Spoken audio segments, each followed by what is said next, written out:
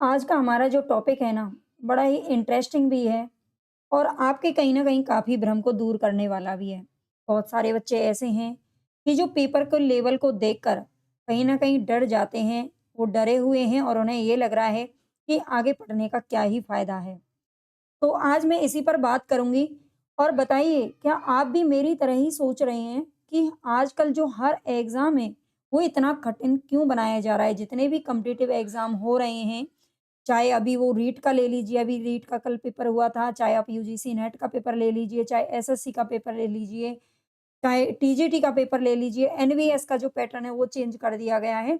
तो इसके कारण क्या हैं? तो मैं कुछ 3-4 आपको कारण बताने वाली हूँ और मैं उम्मीद करूँगी कि इस वीडियो को देखने के बाद में आपका जो कॉन्फिडेंस है वो कहीं न कहीं वापस आ जाएगा। अगर आप डरे हुए हैं, तो आप डरेंगे नहीं और आपकी हिम्मत वापस आ जाएगी, ठीक है? तो आप नए हैं चैनल पर तो भई चैनल को सब्सक्राइब ज़रूर कर लेना, शिक्षा कॉम्पिटिशन को और लाइक कर देना वीडियो को और शेयर भी अपने दोस्तों के साथ में ज़रूर करना। और मैं आपको बता दूँ कि मैं यहाँ पर करवाती हूँ UGC net, TGT, PGT, LT grade की तैयारी और यूजीसी नेट की हमारी जो क्लासेज़ हैं वो सुबह अभी मेरी डेमो क्लासेज़ यूट्यूब पर डेली चल रही है और पेड बैच से आप जुड़ना चाहें तो जुड़ सकते हैं। चलिए हम आगे बात करते हैं। आजकल हर एग्ज़ाम इतना कठिन क्यों बन रहा है, ठीक है? ये टॉपिक है हमारा, तो इस पर बात करते हैं आखिर क्यों है ऐसा? क्या हर एग्ज़ाम ही कठिन बन रहा है? पहले एलटी का एक ही चरण में पूरा हो जाता था, एक ही बार पेपर होता था। अब प्री और मेंस 2 कर दिए गए। जीआईसी का प्री मेंस कर दिया गया है ना? जीआईसी का हालाँकि पिछली बार भी था, लेकिन एलटी का नहीं था। टीजीटी को इतना कठिन बना दिया गया और हो सकता है इस बार अगर टीजीटी, पीजीटी निकले, तो उसमें जीके, जीएस भी आपका आएगा। हुँ? तो चलते हैं, कुछ हम चीज़ों को समझते हैं, आपको अच्छे से समझ में आ जाएगा, मैं उम्मीद करती हूँ। पहला इसका जो सबसे बड़ा कारण है ना, वो है कॉम्पिटिशन का दौर।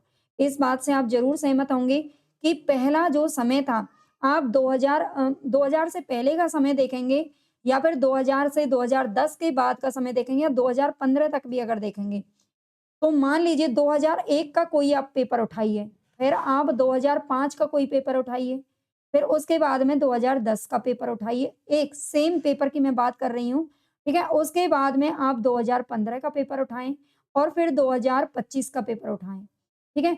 ऐसा नहीं है कि केवल आज ही हमारा जो 2025-24 का है, जो पैटर्न एकदम से बढ़ा दिया गया है, नहीं भैया, नहीं। बिल्कुल नहीं बढ़ाया गया एकदम से। 2001 में बहुत ईज़ी पेपर था, बहुत ईज़ी। फिर उसके बाद थोड़ा-सा टफ हुआ, फिर और टफ हुआ, फिर और टफ हुआ, फिर अब और टफ हो गया। और कॉम्पिटिशन का दौर तो आप जानते ही हैं, आजकल जिस सीट पर पहले जब सरकारी नौकरी में इतनी दिलचस्पी नहीं थी लोगों की, है ना? और कॉम्पिटिशन अब इतना बढ़ गया है कि एक ही सीट पर हज़ारों लाखों कैंडिडेट पहुँच जाते हैं। ठीक है? मान लीजिए 100 सीट निकली हैं, 1000 सीट निकली हैं और 10 लाख बच्चे फॉर्म भरते हैं। अब आप सोच लीजिए, है ना? कितना बड़ा कॉम्पिटिशन है, कितना ज़्यादा कॉम्पिटिशन है लोगों के बीच में, है ना? अभ्यर्थी कितने सारे हैं पढ़ने वाले, तो ये एक बहुत बड़ी वजह है जो पेपर का पैटर्न अचानक से चेंज हुआ जा रहा है। ठीक है? तो ये एक बड़ी वजह है, उम्मीद करती हूँ कि ये आपको समझ में आई होगी, है ना? आगे देखते हैं डिग्री वालों की संख्या बढ़ी है, नौकरियाँ नहीं बढ़ी हैं। बिल्कुल, ऐसी बात नहीं है कि सरकारी नौकरी कहीं निकल नहीं रही है। हाँ, थोड़ी जगह-जगह निकल रही हैं, आज भी निकलती हैं नौकरियाँ। लेकिन डिग्री वाले आप जानते हैं, वही बात है कॉम्पिटिशन बढ़ गया है। यानी कि अब आप पहले एक बहुत बड़ी बात होती थी कि किसी ने 12th पास कर ली या किसी ने ग्रेजुएशन पास कर ली, है ना? एक बहुत बड़ी बात होती थी। लेकिन आजकल ग्रेजुएशन है, अरे कुछ भी नहीं है, ग्रेजुएशन तो आजकल घर-घर में है। एमए, बीएड किया, अरे कुछ भी नहीं है, आजकल तो सबने किया है ना? आप कितना भी बीटेक है, कितना भी डिग्रियाँ ले लो, सबके लिए कम ही लगेंगी वो, है ना? आजकल इतनी डिग्रियाँ लोग लेके घूम रहे हैं, बच्चे लेके घूम रहे हैं, मैं इसको गलत नहीं कह रही हूँ, है ना? सबने ले रखी हैं, हमने भी ले रखी हैं, लेकिन नौकरियाँ नहीं बढ़ी हैं। नौकरी आज भी वहीं की वहीं हैं, बल्कि कहीं न कहीं उससे थोड़ी कम ही हो गई हैं, है ना? नौकरियों की जो संख्या है ना, वो नहीं बढ़ रही है। नौकरियों की संख्या नहीं बढ़ रही है, डिग्रियाँ बढ़ रही हैं। और सबसे बड़ी इसमें एक और बात मैं कहना चाहूँगी, कॉम्पिटिशन जो बढ़ा है ना, वो इसलिए भी ज़्यादा बढ़ा है कि क्योंकि पहले केवल जहाँ तक आप सोच के देखिएगा पहले घर के जो बेटे होते थे ना, वही नौकरी करने के लिए बाहर जाते थे मोस्टली, ठीक है? 90% लड़के ही बाहर निकलते थे, लेकिन जब से लड़कियों की संख्या भी बहुत ज़्यादा मात्रा में आगे आ रही है ना? पढ़ाई के क्षेत्र में, जिस तरह से लड़कियों ने भी उछाल मारी है, आप देखेंगे 2010 के बाद तो ये बहुत ज़्यादा हो गया है ना? 2001 से या हमारी कुछ शिक्षा नीति ऐसी रही है, हमारी कुछ पिछली सरकारें हैं जिन्होंने बहुत जोर दिया था बेटी पढ़ाने पर, है ना? और उसका कहीं न कहीं आज परिणाम हमें मिल रहा है। बेटियाँ पढ़ रही हैं और पढ़ने के साथ-साथ वो सरकारी नौकरियों में लड़कों की अपेक्षा ज़्यादा आ रही हैं, ठीक है? ज़्यादा आ रही हैं, आप किसी भी सेंटर पे चले जाओ, जब पेपर वगैरह कोई भी होता है या फॉर्म वगैरह देख लो कोई भी, तो लड़कियों की संख्या आपको उसमें दुगनी मिलेगी। क्यों मिलती है भई? क्यों मिलती है? तो इससे भी कॉम्पिटिशन बहुत ज़्यादा बढ़ रहा है। बहुत ज़्यादा मात्रा में इससे कॉम्पिटिशन बढ़ा है ना? फीमेल और मेल बहुत ज़्यादा अगर एक का ऐसा नहीं है हमारे देश में ना इन सब चीज़ों का कानून बढ़ना होना चाहिए। या तो वही जनसंख्या पर लागू करें, कंट्रोल करें, है ना? जनसंख्या को नियंत्रण में करें। अगर जनसंख्या नियंत्रण नहीं होती है तो कम से कम जिसके घर में से मान लीजिए किसी लड़के की नौकरी है, तो मतलब किसी हस्बैंड की नौकरी है, तो उसकी जो वाइफ़ है कम से कम उसको चुप बैठना चाहिए, है ना? किसी की वाइफ़ की है तो वो पतिदेव चुप बैठ जाएँ, है ना? लेकिन ऐसा नहीं हो पा रहा है। आजकल घर में अगर 4 लोग हैं तो चारों के चारों को सरकारी नौकरी चाहिए होती है ना? मैं ये नहीं कह रही पढ़ने वाले हैं सबको चाहिए, है ना? लेकिन इससे कहीं न कहीं कॉम्पिटिशन बढ़ रहा है और किसी-किसी के में से एक घर में से 4-4 5-5 लग जा रहे हैं और किसी के में से एक भी नहीं मिलता, है ना? या तो जो बहुत गरीब है या फिर बहुत ज़्यादा पढ़ने वाला है वो पीछे छूट जाता है ना? क्योंकि जो कॉम्पिटिशन है ना वो इस वजह से भी बहुत ज़्यादा मात्रा में बढ़ा है, क्योंकि लड़कियों की संख्या इसमें कहीं न कहीं बहुत ज़्यादा है जो कि पहले नहीं थी, है ना? ये इससे भी बहुत ज़्यादा फ़र्क पड़ा है। आप मेरी इस बात से कितने सहमत हैं ये मुझे ज़रूर बताइएगा और जो लड़कियाँ हैं प्लीज़ नाराज़ मत होना। मैं भी लड़की हूँ, मैं भी औरत हूँ और मैं भी अपना जो सेल्फ कॉन्फिडेंस है उसको बचाए रखना चाहती हूँ, इसीलिए मैं भी काम कर रही हूँ, है ना? सब काम कर रही हैं, लेकिन फिर भी इससे जो रियलिटी है ना वो मैं बस आपको समझा रही हूँ, उम्मीद है कि आप पढ़े लिखे हो, अच्छे से समझ जाओगे। इसके सबसे बड़ा कारण ये भी है कि जैसे-जैसे कॉम्पिटिशन बढ़ता है तो पैटर्न तो चेंज होता ही है ना? वैसे भी परिवर्तन ही समाज का नियम है ना? परिवर्तन ही समाज का नियम है, हमेशा परिवर्तन होता ही रहा है।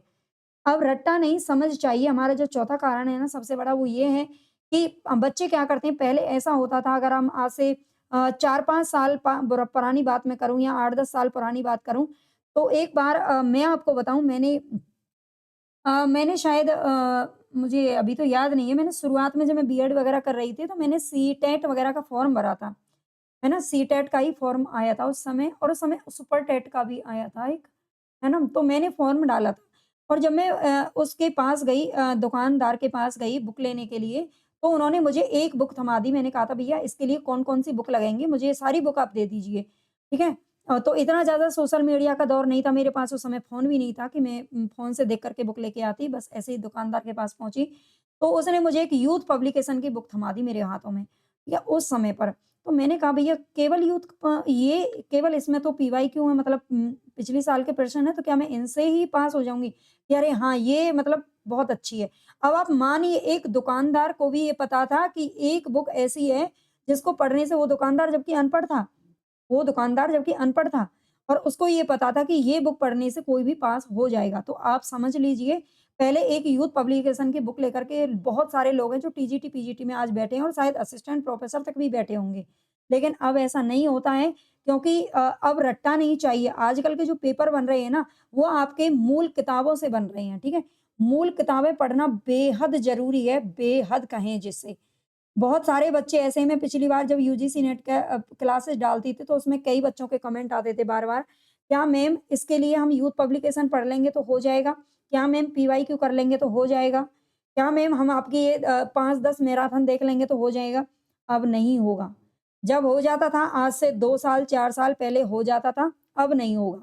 ठीक है? ये मेरी बात कड़वी ज़रूर लग सकती है, लेकिन आप इसको बिल्कुल अपने पल्लू से बाँध लीजिए। अब आपको रट्टा नहीं लगाना है और आपको पेपर से एक समय पहले नहीं जागना है, ठीक है? आप मान लीजिए यूजीसी नेट की तैयारी कर रहे हो, अभी 6 महीने का समय है, ठीक है? अब ये कब की मतलब ऑफ़िशियल की आएगी, कब रिज़ल्ट आएगा, कब फॉर्म निकलेगा, उसका वेट नहीं करना है। आप जानते हो पेपर होना ही होना है, तो अभी से ही बस लग जाइए, ठीक है? तो अब रट्टा नहीं है, आपको मूल किताबें पढ़ने पर ज़्यादा ध्यान देना चाहिए। ऐसा नहीं है 2-4 मैराथन देखी और 2-4 यूट्यूब पर क्लासेस देखी और बस हो गया या एक यूथ पब्लिकेशन की बुक ले आए उससे होगा, अब ऐसा नहीं होगा। कोचिंग के दावे और पुराने पैटर्न टूट चुके हैं। आपको क्या लगता है, जो लोग एक्सपर्ट हैं, जो पेपर बनाने वाले हैं, क्या वो कोचिंग को कभी नहीं देखते होंगे? क्या वो पुराने पैटर्न को नहीं देखते हैं? बिल्कुल देखते हैं भाई, बिल्कुल देखते हैं। कोचिंग के जो बड़े-बड़े दावे करते हैं ना, जो अपने ऊपर थंबनेल में लिख देते हैं और कहते हैं, "ये वीडियो देख लो, पेपर पास।" ठीक है? ये वीडियो देखो, पेपर पास, सिलेक्शन पक्का। ऐसा अब नहीं होगा। ये जो दावे हैं ना, ये सब कहीं न कहीं अब फेल हो चुके हैं। ठीक है? अब ये फेल हो चुके हैं। ऐसे दावों पर अब भरोसा मत करना। ठीक है? चाहे मैं ही क्यों ना करूँ, ऐसे दावे हम हो सकता है हम अपने व्यूज़ लाने के लिए ऐसा कुछ लिख दें, लेकिन आपको ऐसा नहीं समझना है, आपको ये सब चीज़ें बिल्कुल गलत रहेंगी। मैं आपको एक वेल विशर होने के नाते, एक मेंटर होने के नाते आपको समझा रही हूँ, टीचर होने के नाते जो सही राय है ना, वो दे रही हूँ आपको अपने बहन-भाई समझ कर के। जैसे कि मैं मान लीजिए अपने आप को समझा रही हूँ, वैसे ही आपको समझा रही हूँ आज। कोर्स बेचना ये सब मेरा कोई उद्देश्य नहीं है, है ना? वीडियो देखो ना देखो, मैं नहीं जानती आप क्या करोगे। लेकिन जो मैं सच्चाई है वही आपको बता रही हूँ। अब पुराने पैटर्न आप केवल पीवाईक्यू करके जाओ और आपका पेपर पास हो जाए, ऐसा अब नहीं हो सकता है, ठीक है? इसको आप अच्छे से समझ लीजिए, अपने दिमाग में अभी से फिक्स कर लीजिए। आगे है कट ऑफ को कंट्रोल करना भी एक कारण है। बच्चे जब पेपर दे के आते हैं ना, तो उसके बाद में उनको और भी ज़्यादा स्ट्रेस होता है। पेपर देने के बाद में जितना वो पढ़ाई में स्ट्रेस नहीं लेते हैं, पढ़ाई की होगी भले ही 1 महीने, है ना? बहुत सारे बच्चे ऐसे हैं और मैं बहुत अच्छे से जानती हूँ। बहुत सारे बच्चे ऐसे होते हैं जो केवल 1 महीने पहले कुछ 10-5 किताबें मतलब 10-5 वीडियोज़ वगैरह देखा और पेपर देने पहुँच गए। लेकिन कट ऑफ को लेकर वो इतने चिंतित रहते हैं कि कट ऑफ कब आएगी, कैसी आएगी, मैं पास होऊँगा, नहीं होऊँगा। है ना? जिन बच्चों ने मेहनत की है उनके लिए जायज़ है, लेकिन कहीं न कहीं ये कट ऑफ को कंट्रोल करना भी एक कारण है। अगर मान लीजिए ईज़ी पेपर आए आज के समय पर, आजकल पढ़ने वाले बच्चे भी बहुत ज़्यादा हो गए हैं और कोचिंग भी बहुत ज़्यादा हो गई है, टीचर्स भी बहुत ज़्यादा हो गए हैं, है ना? कॉम्पिटिशन जिस तरीके से बच्चों का बढ़ रहा है, उसी तरह से टीचर्स और कोचिंग्स का भी बढ़ रहा है। और पेपर को अगर हम कहें ना तो कोचिंग वालों ने बहुत आसान भी बना दिया है चीज़ों को। जो चीज़ें पहले आप किताबें पढ़-पढ़ कर के कई-कई बार में समझते थे, वो अब आप बहुत आसानी से समझ सकते हो 1-2 बार में, है ना? तो कोचिंग्स के से काफ़ी फ़ायदा हुआ है, मैं ये नहीं कह रही। लेकिन अगर ईज़ी पेपर आया ना, तो मैं बता रही हूँ आपको 100 में से 100 नंबर लाने वाले बच्चे भी बहुत हैं, है ना? आउट ऑफ 100 नंबर लाने वाले बच्चे भी बहुत हैं, तो कट ऑफ को कंट्रोल करना बहुत मुश्किल हो जाएगा, ठीक है? कट ऑफ कंट्रोल नहीं कर पाएँगे, बहुत हाई क कट ऑफ जाएगी। फिर बच्चे ये कहेंगे कि इतना हाई कट ऑफ का क्या मतलब है? इसलिए भी पेपर जो है थोड़ा-सा टफ बनाना पड़ता है ना? इसलिए भी पेपर थोड़ा-सा टफ बनाना पड़ता है, ये ध्यान रखना ताकि जो कट ऑफ है वो थोड़ा-सा जो है कंट्रोल में रह सके। ठीक है? तो ये भी एक बड़ा कारण है। बहुत सारे बच्चे ऐसे हैं जो बहुत ज़्यादा पढ़ते हैं और बहुत ज़्यादा मतलब पूरे-पूरे नंबर भी ला सकते हैं। अब आप बोर्ड में ही देख सकते हो, हमने बहुत सारी ऐसी कहानियाँ सुनी है जो बच्चे 500 में से 500 लेके आ रहा है, 500 में से 499 लेके आ रहा है, तो वैसे ही यहाँ पर भी होता है, ठीक है? तो इसके बाद में अगर मैं आपको मोटिवेशनल लाइन के तौर पर एक लाइन में अगर आपको बताना चाहूँ, तो आप बिल्कुल भी डरिए मत। अगर आप ये सोच रहे हैं कि आपका अब कोई पेपर नहीं निकलेगा या पास नहीं होंगे या सरकार नौकरी देना नहीं चाहती है, ये है, वो है, इस तरह के अगर नेगेटिव विचार आपके मन में आए ना, तो आप कुछ नहीं कर पाएँगे, ठीक है? नेगेटिव को त्याग दीजिए, कोई भी नकारात्मक सोच मत रखिए अपने अंदर। केवल पेपर का पैटर्न चेंज हो रहा है, जो कि पहले से होता आया है। मैं बार-बार बोलती हूँ, ऐसा नहीं है कि पेपर का पैटर्न अभी 2025 में, 26 में ही बदल रहा है। अरे, वो धीरे-धीरे हर साल बदलता ही है, लेकिन हम ध्यान नहीं देते हैं। जब थोड़ा-थोड़ा बदलता है ना, अब वो अचानक से बदल रहा है, बस इतना सा फ़र्क है। तो मोटिवेशनल क्योंकि सब लोग अपडेट हो रहे हैं, सब अपडेट हो रहे हैं। जब पढ़ने वाले बच्चों की संख्या बढ़ेगी, तो सीधी-सी बात है, पेपर तो कठिन बनाया ही जाएगा, है ना? अगर हम भी वहाँ पर होते, तो हम भी ऐसे ही बनाते। हाँ, लेकिन एक बात और मैं यहाँ पर कहना चाहूँगी ज़्यादा से ज़्यादा शेयर करना वीडियो को कि अगर थोड़ा-सा पेपर अगर लेंथी बनाते हैं, है ना? एक्सपर्ट जो भी हैं अगर अब शायद मैं इतनी बड़ी तो नहीं जो मुझ वहाँ तक मेरी वीडियो पहुँच जाए, लेकिन फिर भी उन तक अगर ये बात पहुँचे ना तो बहुत अच्छी बात है। अगर वो पेपर को लेंथी बना रहे हैं, टफ बनाएँ एक अलग बात है, लेकिन जिस तरह से वो पेपर को लेंथी बना रहे हैं, तो लेंथ बढ़ने के हिसाब से टाइम को बढ़ा दीजिए। ठीक है? टाइम को बढ़ा दीजिए। बहुत सारे बच्चे ऐसे हैं जिनको पेपर आता तो है, लेकिन वो टाइम का मैनेजमेंट नहीं कर पाते। आप कितने भी मॉक टेस्ट दे लो, कितना भी पढ़ लो, अगर टाइम का ही मैनेजमेंट वहाँ पर नहीं हुआ पेपर में, तो फिर बेकार हो जाएगा सब, है ना?